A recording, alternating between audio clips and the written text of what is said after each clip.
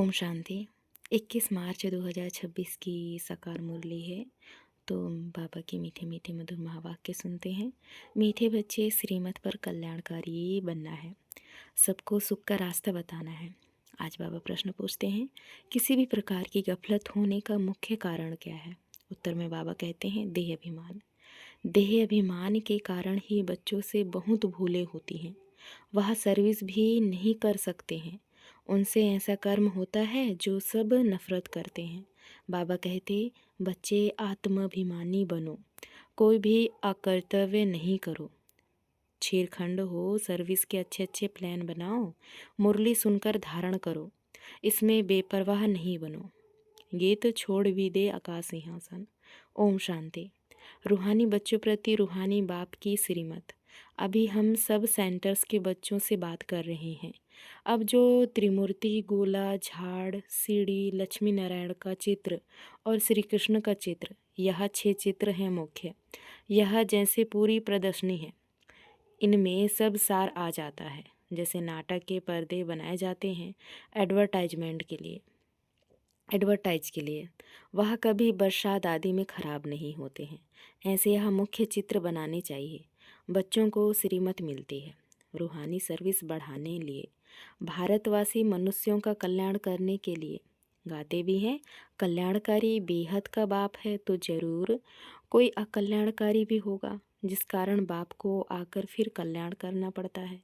रूहानी बच्चे जिनका कल्याण हो रहा है, वह इन बातों को समझ सकते हैं। जैसे हमारा कल्याण हुआ है तो हम फिर औरों का भी कल्याण करें। जैसे बाप को भी चिंतन चलता है कि कैसे कल्याण करें, युक्तियाँ बता रही हैं। 6x9 साइज के सीट पर यह चित्र बनाने चाहिए। दिल्ली जैसे शहरों में अक्सर करके बहुत मनुष्य आते हैं, जहाँ गवर्नमेंट की असेंबली आदि होती है। प्रोटिएट तरफ बहुत लोग आते हैं, वहाँ यह चित्र रखने चाहिए। बहुतों का कल्याण करने अर्थ बाप मत देते हैं। ऐसे टीन पर बहुत चित्र बना सकते हैं। देही अभिमानी बन बाप की सर्विस में लगना है। बाप राय देते हैं यह चित्र हिंदी और अंग्रेजी में बनाने चाहिए। यह 6 चित्र मुख्य जगह पर लग जाएं। अगर ऐसे मुख्य स्थानों पर लग जाएं तो तुम्हारे पास सैकड़ों समझने के लिए आएंगे।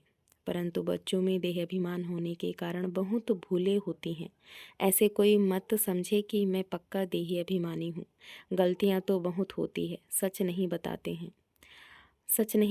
हैं। समझाया जाता है, ऐसा कोई कर्तव्य नहीं करो जो कोई खराब नफरत लाए कि इनमें देह अभिमान है।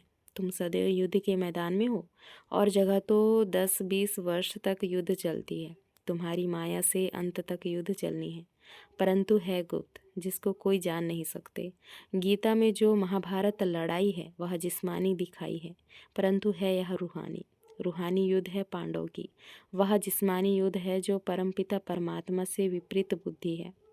तुम ब्राह्मण कुल भूषणों की है प्रीत बुद्धि। तुमने और संग तोड़ एक बाप के संग जोड़ी है। बहुत बार देह अभिमान आने कारण भूल जाते हैं, फिर अपना ही पद भ्रष्ट कर लेते हैं। फिर अंत में बहुत पछताना पड़ेगा, कुछ कर नहीं सकेंगे।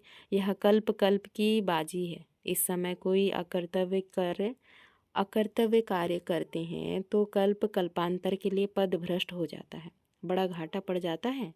बाप कहते हैं, आगे तुम 100% घाटे में थे, अब बाप 100% फायदे में ले जाते हैं। तो श्रीमत पर चलना है, हर एक बच्चे को कल्याणकारी बनना है, सबको सुख का रास्ता बताना है। सुख है ही स्वर्ग में, नर्क में है दुख। क्यों? यह है विशेष दुनिया। वह वाइसलेस थी, अब विशेष दुनिया बनी है। फिर बाप वाइसलेस बनाते हैं। इन बातों को दुनिया में कोई नहीं जानते हैं। तो मुख्य यह चित्र परमानेंट स्थानों पर लगने चाहिए। पहला नंबर दिल्ली मुख, सेकंड बॉम्बे और कलकत्ता। कोई को ऑर्डर देने से सीट पर बना सकते हैं। आगरा में भी घूमने के लिए बहुत जाते हैं। बच्चे सर्विस तो बहुत अच्छी कर रहे हैं, और भी कुछ कर्तव्य करके दिखाएं। यह चित्र बनाने में कोई तकलीफ नहीं है, सिर्फ एक्सपीरियंस अर्थात अनुभव चाहिए। अच्छे बड़े चित्र हो जो कोई दूर से भी पढ़ सके। गोला भी बड़ा बन सकता है, सेफ्टी से रखना पड़े, जो कोई खराब ना करे। यज्ञ में असुरों के विघ्न पड़ते हैं, क्योंकि यह है नई बातें। यह दुकान निकाल बैठे हैं। आखिर में सब समझ जाएंगे कि हम उतरते आए हैं। जरूर कुछ खामी है।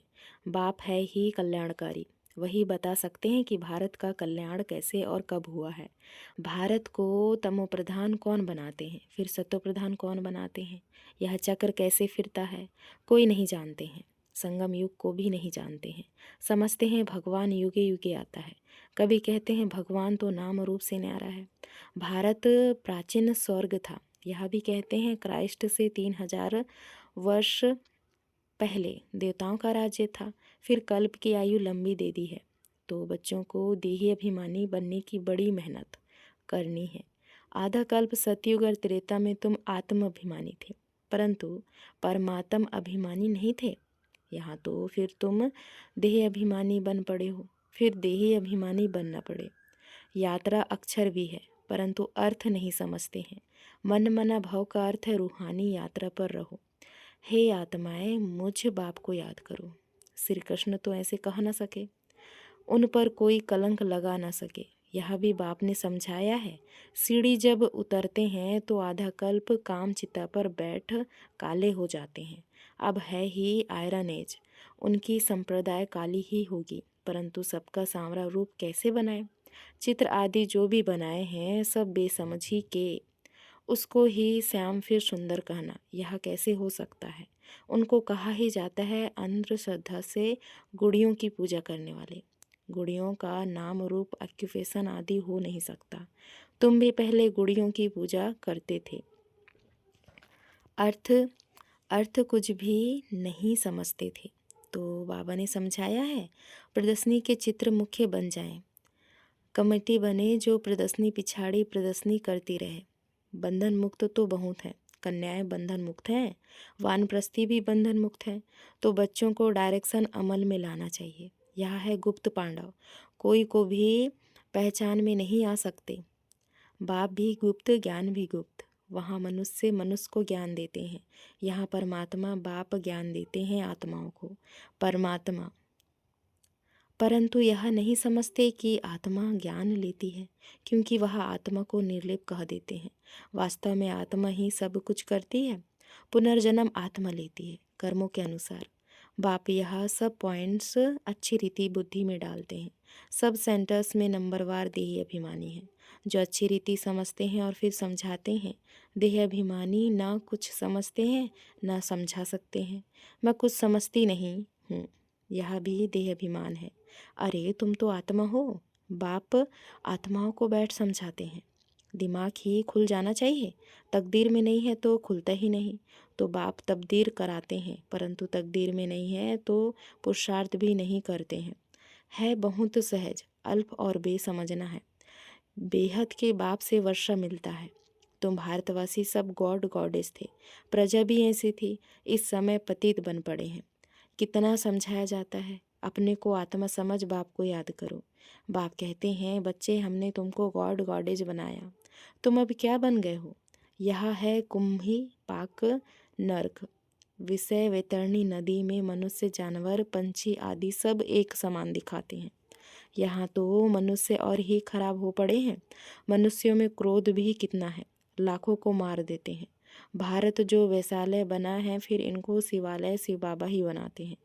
बाप कितना अच्छी रीति समझाते हैं, डायरेक्शन देते हैं, ऐसे ऐसे करो, चित्र बनाओ, फिर जो बड़े बड़े मनुष्य हैं उन्हों को समझाओ। यह प्राचीन योग, प्राचीन नॉलेज सबको सुननी चाहिए। हाल लेकर प्रदर्शनी लगानी है, उन्हों को तो पैसे आदि कुछ नहीं लेने चाहिए। फिर भी जो ठीक समझो तो किराया लो।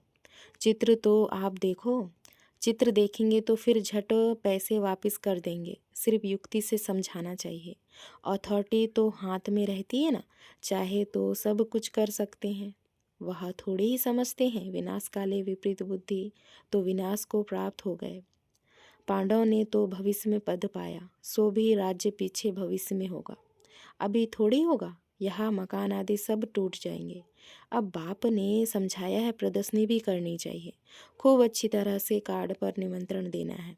तुम पहले बड़ों को समझाओ तो मदद भी करेंगे, बाकी सोए नहीं रहना है। कई बच्चे देहाभिमान में सोए रहते हैं। कमेटी बनाए, चीरखंड हो, प्लान बनाना चाहिए। बाकी मुरली नहीं पढ़ेंगे तो धारणा कैसी होगी? ऐसे बहुत लगार्ज बेपरवाह है। अच्छा, याद प्यार लेते हैं। मीठे मीठे सिकल दे बच्चों प्रति माता पिता बाप दादा का याद प्यार और गुड मॉर्निंग। रूहानी बाप की रूहानी बच्चों को नमस्ते। हम रूहानी बच्चों की रूहानी माता पिता बाप दादा को याद प्यार और गुड मॉर्निंग। नमस्ते नमस्ते, शुक्रिया बाबा शुक्रिया। धारणा के लिए मुख्य सार। पहला पॉइंट, देही अभिमानी बनकर सर्विस की भिन्न भिन्न युक्तियाँ निकालनी है। आपस में छीरखंड होकर सर्विस करनी है। जैसे बाप कल्याणकारी है, ऐसे कल्याणकारी बनना है। दूसरा पॉइंट, प्रीत बुद्धि बन और संग तोड़ एक संग जोड़ना है। कोई ऐसा अकर्तव्य नहीं करना है जो कल्प कल्पांतर के लिए नुकसान हो जाए। आज का वरदान है, बेहद की वैराग्य वृत्ति द्वारा नष्टोमोह स्मृति स्वरूप बनने वाले अचल अडल भव।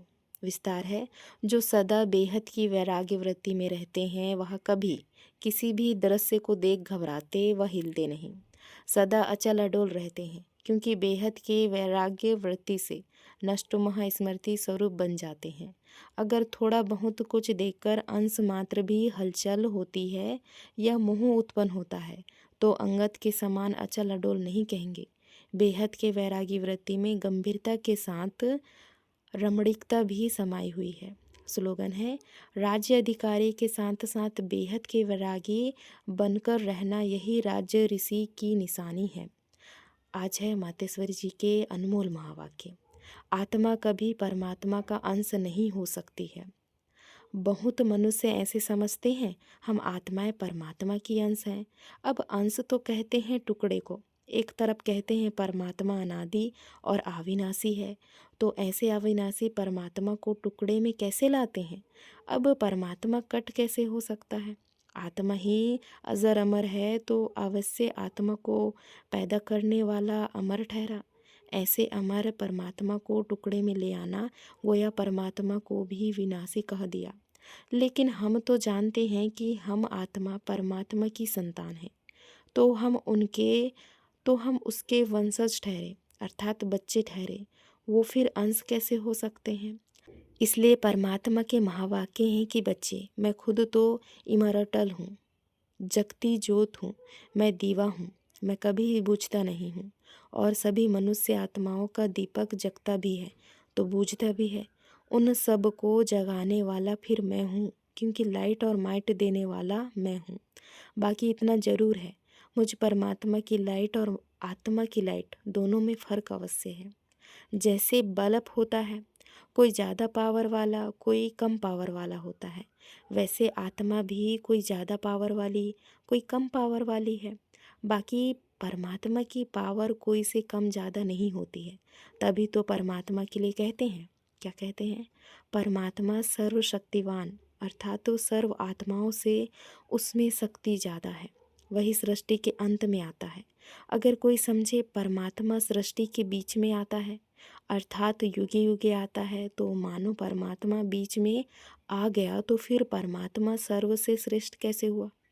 अगर कोई कहे परमात्मा युगे युगे आता है, तो क्या ऐसा समझे कि परमात्मा घड़ी घड़ी अपनी शक्ति चलाता है? ऐसे सर्वशक्तिवान की शक्ति इतने तक है। अगर बीच में ही अपनी शक्ति से सबको शक्ति अथवा सद्गति दे देवे, तो फिर उनकी शक्ति कायम होनी चाहिए।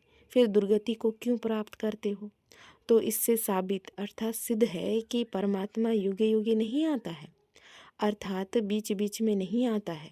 वो आता है कल्प के अंत समय और एक ही बार अपनी शक्ति से सर्व की सद्गति करता है। जब परमात्मा ने इतनी बड़ी सर्विस की है, तब उनका यादगार बड़ा शिवलिंग बनाया है और इतनी पूजा करते हैं, तो अवश्य परमात्मा सत्य भी है, चेतन भी है और आनंद स्वरूप भी है। अच्छा, ओम शांति। ये अव्यक्ति सारे निश्चय के फाउंडेशन को मजबूत कर सदा निर्भय और निश्चिंत रहो। व्यर्थ संकल्प संशय की मार्जिन होते हुए भी समर्थ संकल्प चले कि सदा बाप रक्षक है, कल्याणकारी है, इस निश्चय की विजय अवश्य होती है। तो क्वेश्चन मार्क का टेढ़ा रास्ता ना ले सदा कल्याण की बिंदी लगाओ। Full stop. इसी विधि से हर बात सहज भी होगी और सिद्धि भी प्राप्त होगी। अच्छा, ओम शांति। शुक्रिया बाबा, शुक्रिया।